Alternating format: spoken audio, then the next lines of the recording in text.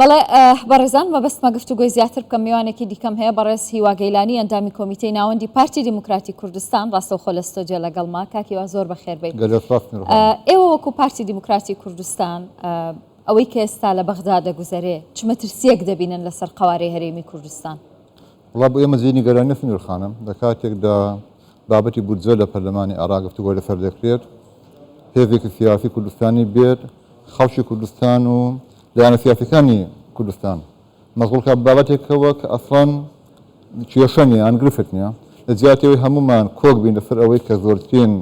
دەستکەوت بۆ خەڵک دابین بکەین پێداگری بکەین لەسەر ئەوەی کە زۆرترین بودجە بێ بۆ خەڵک پێداگری بکەین لەسەر ئەوەی کە پاشەکەوتی موسا جێگر بکرێت لە ناو بودجەدا بگەڕێتەوە بۆ خەڵک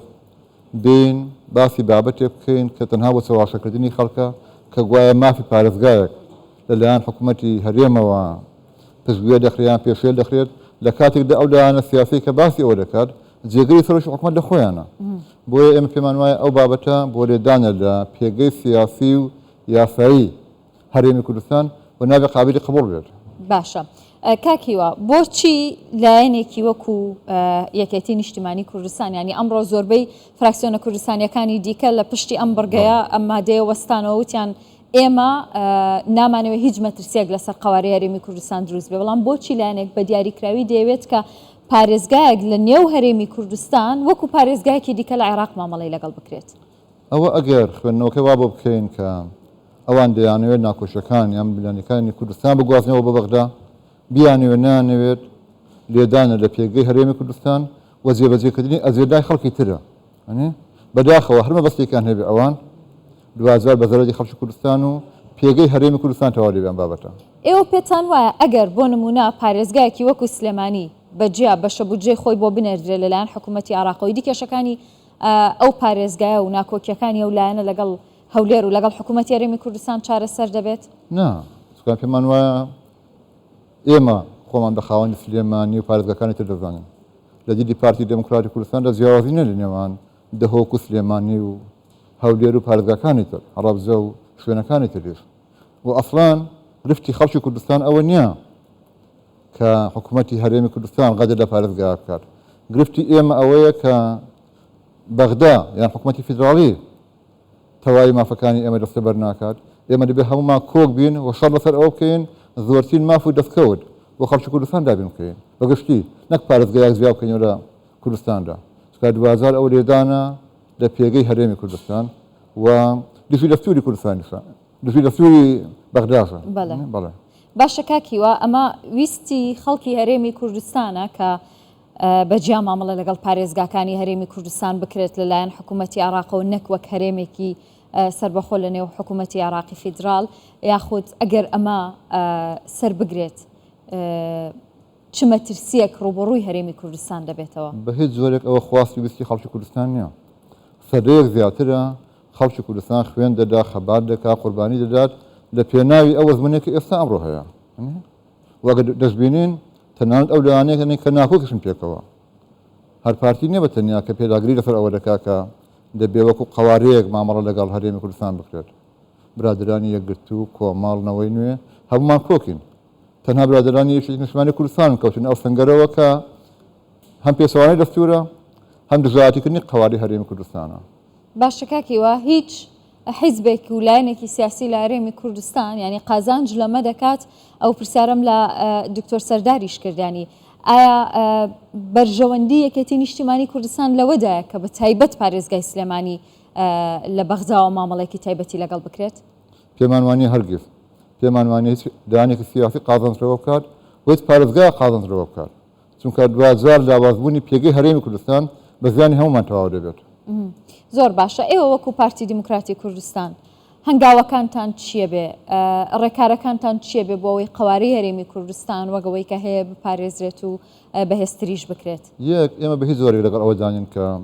ناکۆشیەکانی کوردستان بگوازرێنەوە بەغدا دوو هەموو هەوڵێکی خۆمان دەدەین هەم لە ڕووی سیاسیەوە گەینە ڕێکەوتنێک تێگەیشتنێک هەم لە ڕووی یاساییەوە و لەناو پەرلەمانیش هەوڵ دەدەین کە قوارەی هەرێمی کوردستان وەکو یەک قوارە یەکگرتو مامەڵەی لەگەڵ بکرێت ئەو بەرگەمادانەی کە دژی پێگەی هەرێمی کوردستانن جێگیر نەکرێت ئەگەر خوا نەخواستە ئەوکرا حتما پەنا بۆ شتی تر دەبێت. دەکرا پێشتر یەکێتی نیشتیمانی کوردستان ئەگەر نیگەرانیەکیشی هەبوایە لە هەرێمی کوردستانم کێشەی لەگەڵ پارتی دیموکراتی کوردستان باس بکردا و نەگەشتایەتە ئەوەی کە ئێستا لە بەغدا دەگوزارێ. ئەسڵان یەکەم پێمان وایە هەر بابەتێک ناکۆک بین لە کوردستان دەبێت بۆ خۆمان گفتوگۆی لەسەر بکەین گەینە ڕێکەوتن ناکرێ ناکۆشەکان و ململانە حیزبیەکان بگوازینەوە بەغدا و لەسەر حسابی خەڵکی کوردستان ناکۆشەکان نەکرای بکەینەوە. خاڵی دووەم ئەگەر برادرانی یەکێتی دەیانەوێت بەرگری لە سلێمانی بکەن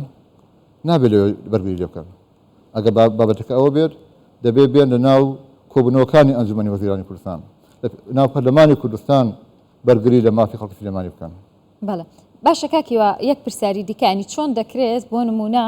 لە ماوەیەکی نزیکی ڕابردووە جارێکی دیکە تیمی یەکێتی نیشتیمانی کوردستان گەڕانەوە نێو حکوومەتەوە پەیوەندیەکانیان لە ئاستێکی باشدا بوو لەگەڵ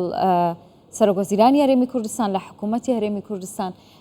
چۆن دەکرێت دەم هێزە سیاسیانە دوو پاکێجی جیاواز بن لە هەرێمی کوردستان پاکێجێک بن لە عێراق بەجیا پاکێجێکی دیکە بن. پرسیارێکی بەجێیە بە تایبەت جگە لەوەی کە گفتوگۆ و دانیشتنی بەردەوام هەبە نێوان ئێمە ئەواندا ئێمە لە حکوومەت بەیەکەوەین جێگری سەرۆشی حکوومەتی کوردستان لە برادرانی نیشتیمانی کوردستانە بۆ یە کارێکی زۆر جێگای سەرسوڕمانە کە ئەوان پێداگری سەر ئەو خاڵە دەکەن هیوادارە من هەڵەبم بەڵام من پێم وایە خۆشیان بڕوایان بەوە نییە ئەجندا خەڵکی تر جێبەجێ دەکەن لە بابەتەدا. کێ لەم نێوەندەیە قازانج دەکات دەم دۆخە لە بەرژەوەندی کێ کە هەرێمی کوردستان بەم شێوازەیە گرتوو نەبن و یەکدەنگ نەبن. تەنها و تەنها نەیارەکانی خەڵکی کوردستان و ئەوانەی دژایەتی قەواری هەرێمی کوردستانەکەن سودمان دەبن. دەنا هیچ عەفوم دەکەی هیچ کێفێکی سیاسی کوردستانی لەو بابەتە سودمان نابێت. لە ڕابردوودا ینی کاتێککە حکوومەتەکەی محەممەد شا سوودانی پێک هات ینی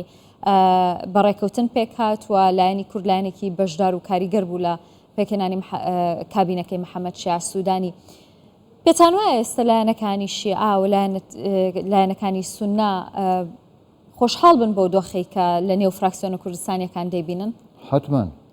چونکە لە جیاتی ئەوەی کە ئێمە هەمومان بەیەکەوە بێن شەڕی مافەکانی خەڵکی کوردستان بکەین بێن پێداگری لەسەر ئەوە بکەین کە زۆرترین بودجە بە کوردستان دابین بکرێت هاتووین هەم خەڵکی خۆمان مەسوول کردووە فۆکسی خەڵکمان داداوە لەسەر مافەکانی خۆی بە کۆمەڵێک بابەتی لابەلاوە بۆ کورد زۆر جێگای نیگەرانیە خەڵکی تر بێتە نێوان ئێمەوە هەوڵداد ڕێکەوتنی نێوان ئێمە و یەکێتیدا ئەنجام بدات. زۆر سپاس دەکەم بەڕێز هیوا گەیلانی ئەندامی کۆمیتەی ناوەندی پارتی دیموکراتی کوردستان سپاس لەگەڵم بوویت سپاس بۆ ڕوونکردنەوەکانت.